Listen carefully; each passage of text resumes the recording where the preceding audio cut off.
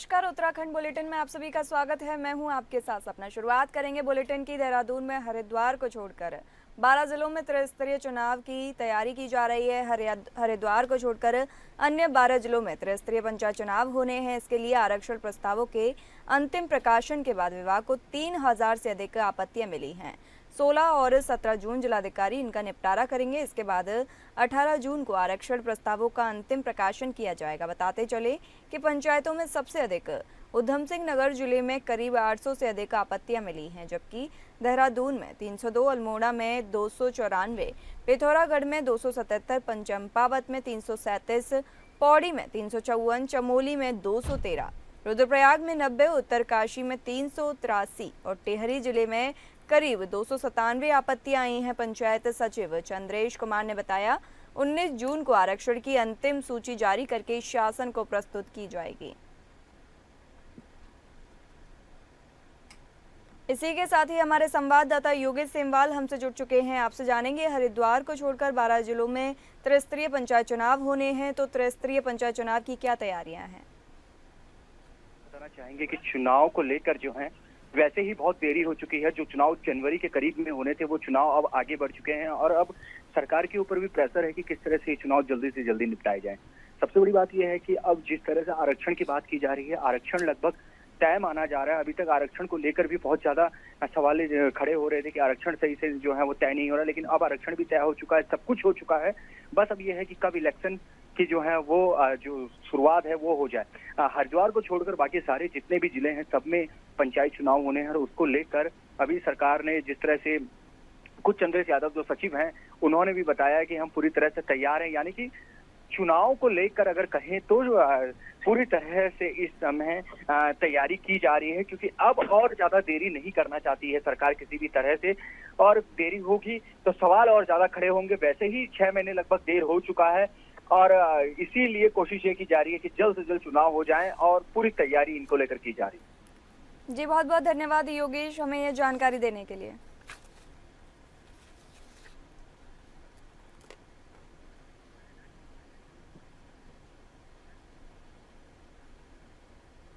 त्रिस्तरीय चुनाव पंचायत चुनाव 2025 के पदों और स्थानों में आरक्षण सूची के अंतिम प्रकाशन के उपरांत प्राप्त आपत्तियों की सुनवाई शासन द्वारा जारी दिशा निर्देशों के तहत जिलाधिकारी डॉक्टर आशीष चौहान द्वारा पूरी पारदर्शिता और निष्पक्षता के साथ विकास भवन स्थित एनआईसी कक्ष में की गई। इस दौरान 15 विकास खंड कार्यालयों के माध्यम से 14 और 15 जून को आपत्तियां आमंत्रित की गई थी, जिनमें कुल प्राप्त 389 आपत्तियों की सुनवाई की गई। आपत्तियों में प्रमुख पद के सापेक्ष 12, सदस्य जिला पंचायत के सापेक्ष 34, सदस्य क्षेत्र पंचायत के सापेक्ष 118, प्रधान पद के सापेक्ष 225 आपत्तियां शामिल हैं। सभी आपत्तियों पर सुनवाई के उपरांत 18 जून को आरक्षण सूची का अंतिम प्रकाशन किया जाएगा। जिलाधिकारी पौड़ी डॉक्टर आशीष चौहान ने बताया कि सुनवाई की कार्यवाही पूर्ण पारदर्शिता और निष्पक्षता के साथ की गई, ताकि सभी पक्षों को समुचित अवसर मिल सके।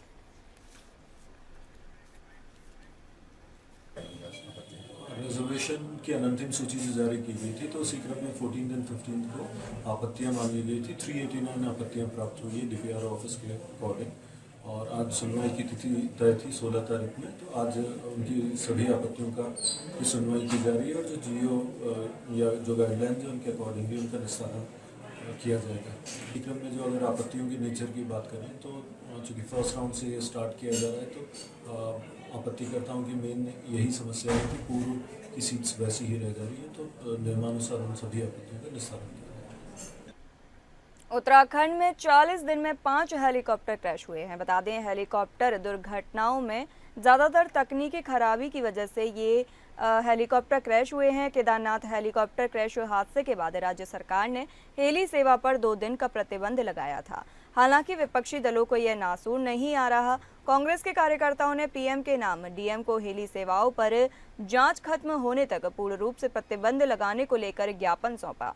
कांग्रेस नेता लालचंद शर्मा ने कहा कि जो हेली सेवा बुजुर्ग और असहाय व्यक्तियों को 4 धाम के दर्शन करवाने के लिए शुरू की गई थी, आज उसका व्यवसायीकरण हो चुका है, जिसके सीधे तौर पर उत्तराखंड के पहाड़ों पर भी असर देखने को मिल रहा है। हेली की गर्जना से जहां पहाड़ों में कंपन होती है तो वहीं मनमाने रूप से संचालन करने पर यात्रियों की जान से खिलवाड़ किया जा रहा है। इस मामले का केंद्र सरकार को संज्ञान लेते हुए पूर्ण रूप से हेली सेवाओं को प्रतिबंधित करना चाहिए। देखिए, हमने मांग करी है प्रधानमंत्री जी से, जिलाधिकारी के द्वारा हमने ज्ञापन दिया है कि जो हेली सेवाएं उत्तराखंड राज्य में 4 धाम जब से शुरू हुआ है यात्रा हमारी, तब से चल रही है और लगातार जो है दुर्घटनाएं वहाँ पे हो रही है और जान माल की हानि हो रही है। हमारा ये कहना है कि जो भी इसके अंदर हेली कंपनियाँ बाहर से आई हैं उनकी भी जाँच होनी चाहिए, उन अधिकारियों की भी जाँच होनी चाहिए कि जिन लोगों ने ये लापरवाही करी है जिसकी वजह से ये घटनाएँ हो रही हैं। और क्योंकि उत्तराखंड राज्य जो हमारा जहाँ हमारे धार्मिक स्थल हैं, उन धार्मिक स्थलों को पर्यटन के रूप में जो बदलने का काम जो सरकार कर रही है, इसी की वजह से दुर्घटनाएं लगातार बढ़ती जा रही है। हमारे साथ लगातार योगेश सेमवाल हमसे जुड़े हुए हैं, आपसे जानेंगे कांग्रेस हेली सेवा पर पीएम के नाम ज्ञापन दिया है, सरकार इस पर क्या कदम उठा रही है? नहीं, बिल्कुल। अगर इस समय बात करें तो इस समय उत्तराखंड में ये मुद्दा बहुत ज्यादा गर्मा रखा है कि आखिर इतने सारे हेलीकॉप्टर क्यों दुर्घटनाग्रस्त हो रहे हैं। ऐसी क्या वजह है जिससे जो संस्था है डीजीसीए वो क्या कंट्रोल नहीं कर पा रही है, या फिर जो हेली कंपनियां हैं वो अपनी मनमानी कर रहे हैं? ऐसे सवाल उठने लगे हैं और इसी को लेकर कांग्रेस भी सवाल खड़े कर रही है। सीधे तौर पर कांग्रेस ने मुख्यमंत्री से भी पहले सवाल किया और अब उन्होंने जो है केंद्र सरकार को पत्र लिखकर पूछ दिया है कि आप बताएं या आप जांच करवाएं कि आखिर ऐसा क्यों हो रहा है। लालचंद शर्मा की बात करें तो लालचंद शर्मा ने अपने जो कार्यकर्ता है उनके साथ वो पहुंचे, उन्होंने भी पत्र लिखा और पत्र जो है वो डीएम को दिया। डीएम के माध्यम से वो चाहते हैं कि वो केंद्र सरकार तक पहुंचे और सवाल यही है कि आखिर कहां कमी रह जा रही है, कहां पर ऐसी चीजें हो रही हैं जिससे ये दुर्घटनाएं हो रही हैं, क्यों मनमाने ढंग से जो है हेलीकॉप्टर जो है वो उड़ाए जा रहे हैं, और अगर मनमाने ढंग से नहीं उड़ाए जा रहे हैं तो दोषी है। ये सारे सवाल उनके द्वारा किए गए हैं। जी योगेश, बहुत बहुत धन्यवाद। आपसे और भी जानकारी आगे लेंगे, तब तक बने रहिए हमारे साथ।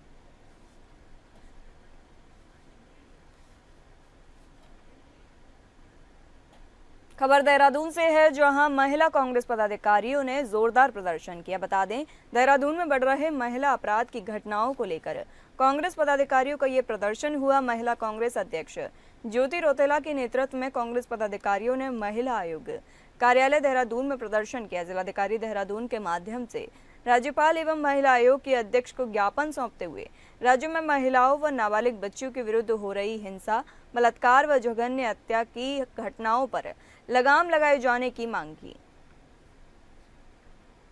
बताते चलें कि महिला कांग्रेस पदाधिकारियों ने जोरदार प्रदर्शन किया। देहरादून में बढ़ रहे महिला अपराध की घटनाओं को लेकर कांग्रेस पदाधिकारियों ने ये प्रदर्शन किया। महिला कांग्रेस अध्यक्ष ज्योति रौतेला के नेतृत्व में कांग्रेस पदाधिकारियों ने महिला आयोग कार्यालय देहरादून में ये प्रदर्शन किया।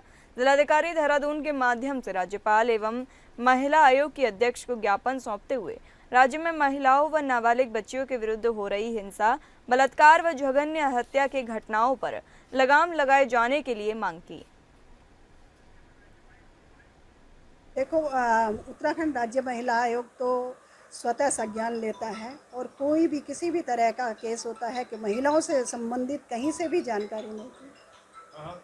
जानकारी मिलती है तो आयोग उसमें तुरंत संबंधित जो भी जिला होता है वहाँ के एसएसपी से हम स्वयं बात करते हैं।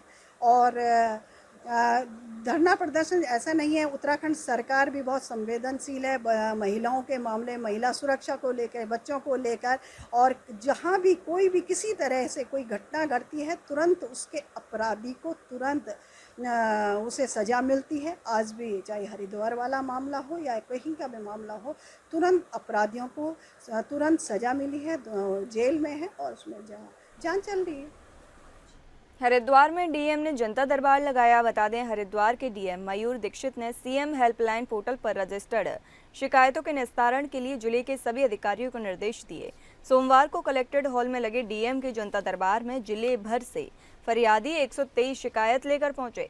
जमीन, कृषि, पेयजल, बिजली और लोन संबंधी शिकायतों को डीएम ने सुना और संबंधित अधिकारियों को आमजन की समस्याओं के समाधान के निर्देश दिए। डीएम ने जानकारी दी कि हर सोमवार को सभी विभागीय अधिकारियों की मौजूदगी में जन सुनवाई की जाएगी। साथ ही सीएम हेल्पलाइन पोर्टल पर दर्ज शिकायत के निपटारे के लिए भी हर सप्ताह रिव्यू किया जाएगा।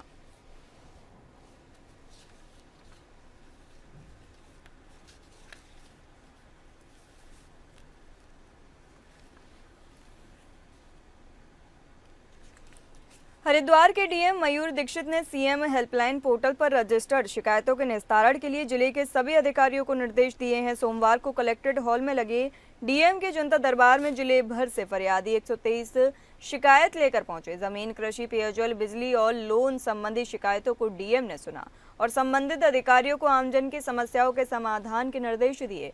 डीएम ने जानकारी दी कि हर सोमवार को सभी विभागीय अधिकारियों की मौजूदगी में जन सुनवाई की जाएगी। साथ ही सीएम हेल्पलाइन पोर्टल पर दर्ज शिकायत के निपटारे के लिए भी हर सप्ताह रिव्यू किया जाएगा।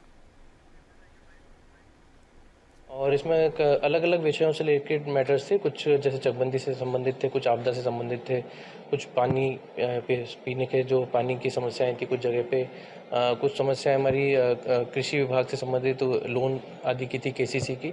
तो सभी डिपार्टमेंट्स को डायरेक्शन दिए गए हैं और इन सभी कंप्लेंट्स को हमने ऑनलाइन रजिस्ट्रेशन भी किया है, इनका मॉनिटरिंग की जाएगी। साथ ही जो माननीय मुख्यमंत्री जी का जो सीएम हेल्पलाइन पोर्टल है उस पर भी जो समस्याएं रजिस्टर है उसका भी डिटेल में आज रिव्यू किया गया है और प्रत्येक सप्ताह रिव्यू करेंगे, जिससे कि आने वाले समय में हम कोशिश करें कि अधिक से अधिक समस्या का निस्तारण हो जाए और इनकी जो संख्या है वो और कम होती जाए। भारतीय किसान यूनियन की 3 दिवसीय सम्मेलन हरिद्वार में शुरू हो गया है। हरिद्वार के लालजीवाला और चौधरी चरण सिंह घाट पर किसानों की भीड़ जुटी हुई है। किसान सम्मेलन में किसान नेता राकेश टिकैत भी पहुंचे। मीडिया से बातचीत करते हुए राकेश टिकैत ने महंगाई, बेरोजगारी और किसानों के मुद्दे पर सरकार को निशाने पर लिया। राकेश टिकैत ने कहा कि सरकार के 11 साल पर किसान 11 सवाल पूछ रहे हैं। 3 दिनों तक विभिन्न राज्यों से आए किसान कृषि और किसानों से जुड़े कई मुद्दों पर मंथन करेंगे।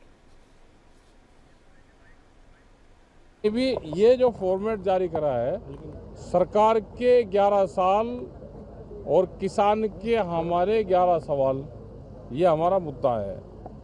इसमें सारे इशू हैं, बेरोजगारी इसमें है, बिजली का निजीकरण है, इसमें स्वास्थ्य की समस्या की कहा, एमएसपी गारंटी कानून, स्वामीनाथन कमेटी की रिपोर्ट, ये पूरे सवाल हमारे सरकार से हैं। तो ये पूंजीपतियों की सरकार है, इसने देश पे पूंजीवाद ने कब्जा कर लिया। हमारी लड़ाई पूंजीवाद से हमारी लड़ाई है। पहाड़ पे किसान को भी काम करने की जरूरत है, सरकार उनके फायदे के लिए काम करे।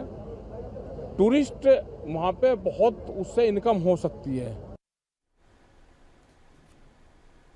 इसी के साथ ही ज्यादा जानकारी के लिए रूपेश वालिया हमसे जुड़े हैं। आपसे जानेंगे, राकेश टिकैत ने महंगाई, बेरोजगारी और किसानों के मुद्दे पर सरकार को घेरा है, तो सरकार के खिलाफ किसान हल्ला बोलने के मूड में है। देखिए, भारतीय किसान यूनियन टिकैत का जो 3 दिवसीय मंथन कार्यक्रम है, चिंतन मंथन चलेगा यहाँ पर, वीआईपी घाट पर शुरू हो चुका है। और भारतीय किसान यूनियन टिकैत के जो राष्ट्रीय प्रवक्ता हैं राकेश टिकैत, उनका साफ साफ कहना ये है कि इस 3 दिन के दौरान महंगाई, बेरोजगारी, अन्य मुद्दे, गन्ना किसानों के मुद्दे किया जाएगा। और उनका साफ साफ कहना यह भी है कि जहां एक तरफ भाजपा मोदी सरकार के 11 साल होने का जश्न मना रही है, वहीं किसानों से जुड़े हुए 11 मुद्दे वो सरकार से पूछ रहे हैं। और उनका साफ साफ कहना यह भी है कि उत्तराखंड की सरकार हो चाहे केरल की सरकार हो। जी बहुत बहुत धन्यवाद, बहुत बहुत धन्यवाद रूपेश हमें जानकारी देने के लिए।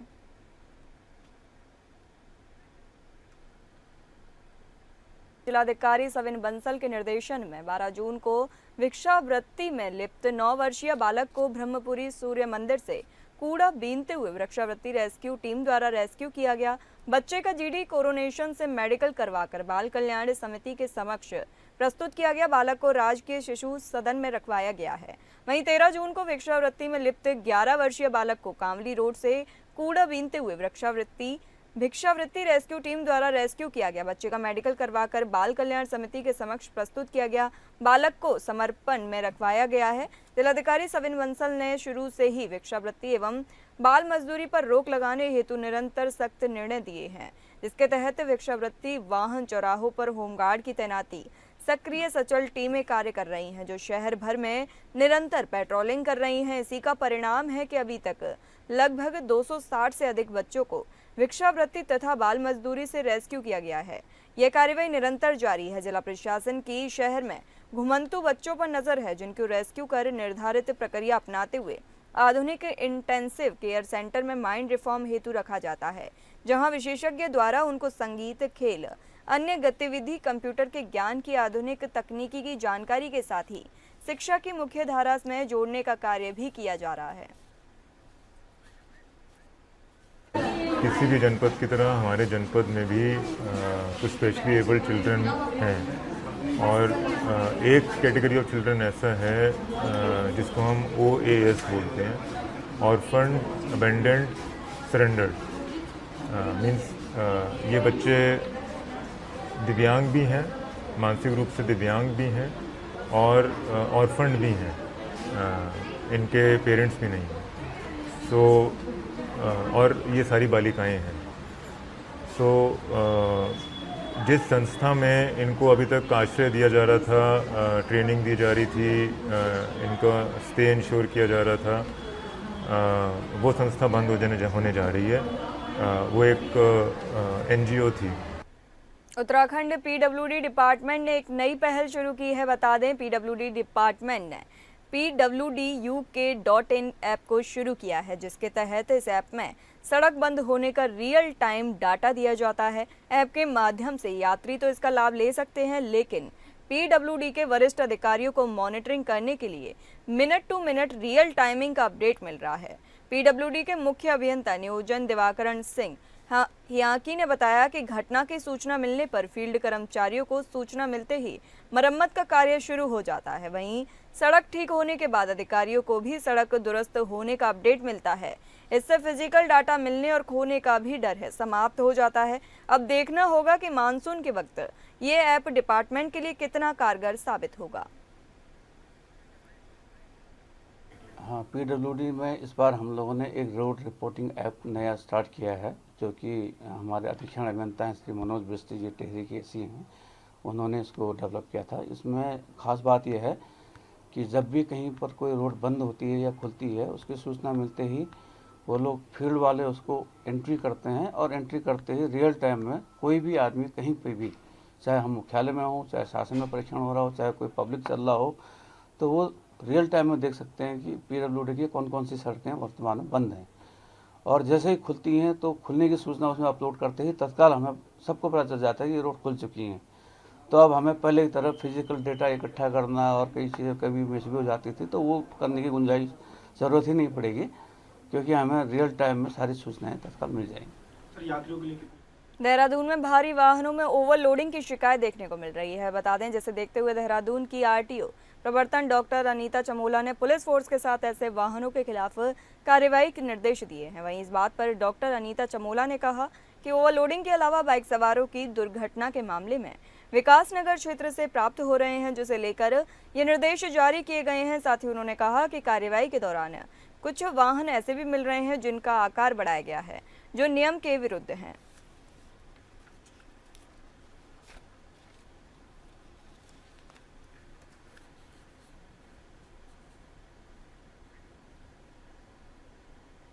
प्रदेश में मानसून की शुरुआत हो चुकी है। इसी के साथ ही राजधानी देहरादून में चल रहे निर्माण कार्य प्रशासन के लिए चुनौती बने हुए हैं, चूंकि इस दौरान कई बार सड़कों पर पानी भर जाता है, जो कि सड़क हादसों को न्योता देने का काम करता है। जिला पुलिस द्वारा निर्माण कार्य कर रहे विभागों से समन्वय बनाकर जल्द से जल्द इस तरह के कार्यों को पूरा करने का अनुरोध किया जा रहा है।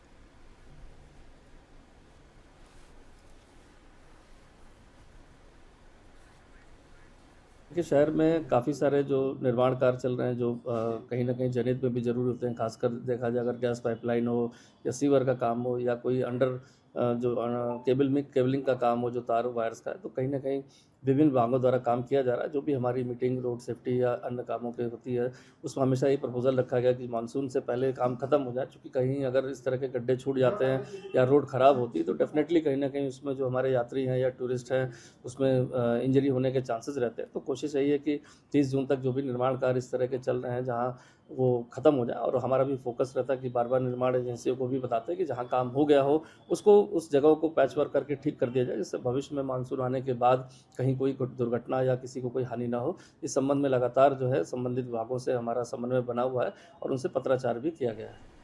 11वें अंतर्राष्ट्रीय योग दिवस के तहत आज सुबह गांधी पार्क से कलेक्ट्रेट तक रन फॉर योगा और नशा मुक्त जागरूकता रैली का आयोजन किया गया। कार्यक्रम जिलाधिकारी नितिन सिंह भदौरिया के निर्देशन में किया गया, जिसके तहत जिला आयुर्वेदिक एवं यूनानी अधिकारी, जिला क्रीड़ा अधिकारी और जिला युवा कल्याण अधिकारी ने हरी झंडी दिखाकर रन फॉर योगा का शुभारंभ किया। दौड़ प्रतियोगिता में पुरुष वर्ग में सौरभ रावत ने प्रथम स्थान, पुष्कर चंद ने द्वितीय और धीरज बिष्ट ने तृतीय स्थान प्राप्त किया। वहीं महिला वर्ग में अंजनी रावत ने प्रथम, गुंजन ने द्वितीय और दीपा रावत ने तृतीय स्थान पाया। विजेताओं को क्रमशः 1500 रुपये, 1250 रुपये और 1000 रुपये का चेक का पुरस्कार भी दिया गया।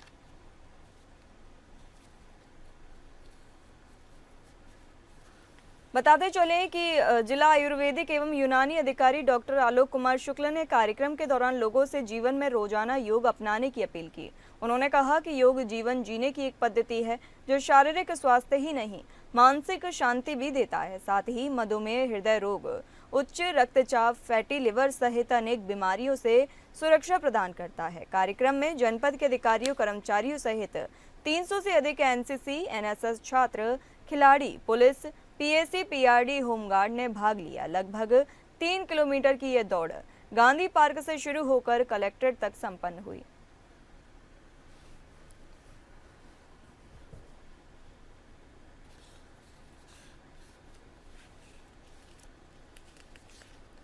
बताते चलें 11वें अंतर्राष्ट्रीय योग दिवस के तहत आज सुबह गांधी पार्क से कलेक्ट्रेट तक रन फॉर योगा और नशा मुक्त जागरूकता रैली का आयोजन किया गया। कार्यक्रम जिलाधिकारी नितिन सिंह भदौरिया के निर्देशन में किया गया, जिसके तहत जिला आयुर्वेदिक एवं यूनानी अधिकारी, जिला क्रीड़ा अधिकारी और जिला युवा कल्याण अधिकारी ने हरी झंडी दिखाकर रन फॉर योगा का शुभारंभ किया। दौड़ प्रतियोगिता में पुरुष वर्ग में सौरभ रावत ने प्रथम स्थान, पुष्कर चंद ने द्वितीय और धीरज बिष्ट ने तृतीय स्थान प्राप्त किया। वहीं महिला वर्ग में अंजनी रावत ने प्रथम, गुंजन ने द्वितीय और दीपा रावत ने तृतीय स्थान प्राप्त किया। विजेताओं को क्रमशः 1500 रुपये, 1250 रुपये और 1000 रुपये का चेक पुरस्कार दिया गया। जिला आयुर्वेदिक एवं यूनानी अधिकारी डॉक्टर आलोक कुमार शुक्ल ने कार्यक्रम के दौरान लोगों से जीवन में रोजाना योग अपनाने की अपील की। उन्होंने कहा कि योग जीवन जीने की एक पद्धति है जो शारीरिक स्वास्थ्य ही नहीं, मानसिक शांति देता है। साथ ही मधुमेह, हृदय रोग, उच्च रक्तचाप, फैटी लिवर सहित अनेक गंभीर बीमारियों से सुरक्षा प्रदान करता है। पुलिस प्रशासन स्वास्थ्य 11वें अंतर्राष्ट्रीय योग दिवस के काउंटडाउन प्रोग्राम के अंतर्गत आज रन फॉर योगा का कार्यक्रम था, जिसमें जिला प्रशासन की तरफ से सभी वरिष्ठ अधिकारी, हमारे जिला क्रीड़ा अधिकारी मैम, DOPRD सर और हमारे स्टेडियम के सभी बच्चे, PSC के सभी जवान, 31वीं वाहिनी, 46वीं वाहिनी के पुलिस प्रशासन, स्वास्थ्य विभाग और हमारी आयुष की पूरी टीम, हम लोग गांधी पार्क से लेके विकास भवन तक सभी लोगों ने सुबह 6:30-7 बजे से रन फॉर योगा का कार्यक्रम वहाँ प्रारंभ हुआ है। मैं सारी व्यवस्था के साथ और हम यहाँ दौड़ते हुए आए हैं। हम संदेश देना चाह रहे हैं कि सभी लोग योग के साथ जुड़ें और करें योग, रहें निरोग।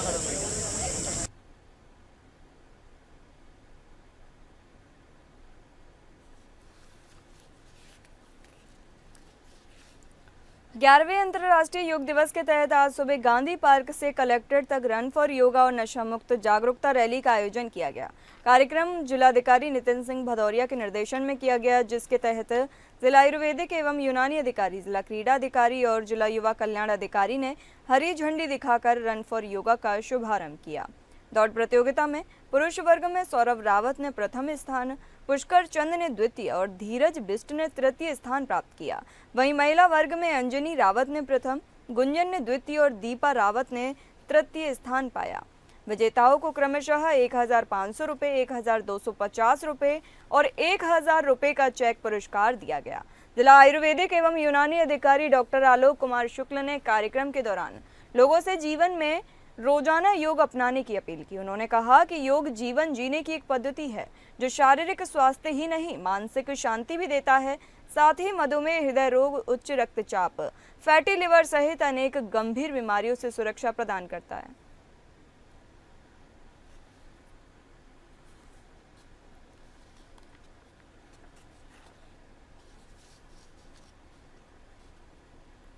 फिलहाल इस बुलेटिन में इतना ही। नमस्कार।